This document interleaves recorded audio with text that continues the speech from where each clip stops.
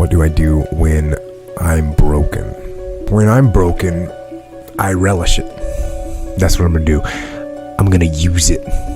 Because if I'm broken, then I just found my limitations. And until I know what my limitations are, how can I push them? How can I get better? But once I see it, once I feel it, once I see where I was broken, then I can attack that weakness. I can fill in that gap. I can reinforce that breach. If you break, it means it's time to fortify your will to make it stronger. There's all kinds of different ways to break. You can break physically, you can break mentally, you can break your heart, you can break your spirit, and none of those are fun, and all of those are gonna leave a mark. But the mark that they leave can be the mark of victory or it can be the mark of defeat.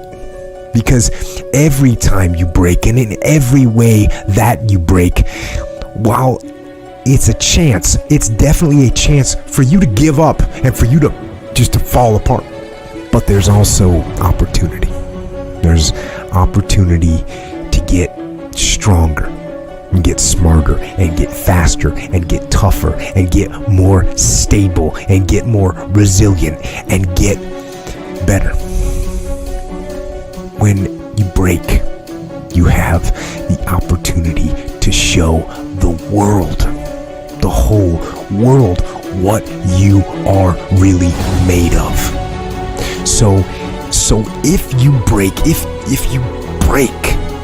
fight isn't over. In fact, if you break, the fight is just beginning. And as you crawl up and out of that dismal and wretched place, you're covered in blood and sweat and dirt and filth as you rise above what you were, and as you take the form of who you are supposed to be, you will see that in the very act of standing up, in the very act of fighting on, you will become and you will remain unbroken. I'm not saying to put yourself down. I'm saying listen to the truth.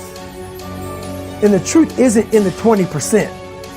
The truth is in this other part of your brain saying, look, man, you're wasting a bunch of percentage here. We have 80 more percent that we're not tapping into, because in this other 80% is suffering, pain, failure,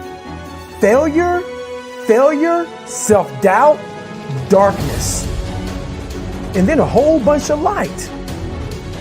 But to get to this light, you gotta go through all of this shit. So a lot of us know that. I can get over here, but over here, man, this is much better, because I gotta go through this journey that is not fun. This from 20 to 100%, this shit in between is not fun. So we decided to live over here. So everybody goes, how do you do that? You know exactly how to do that. You know exactly, it's not a magic trick.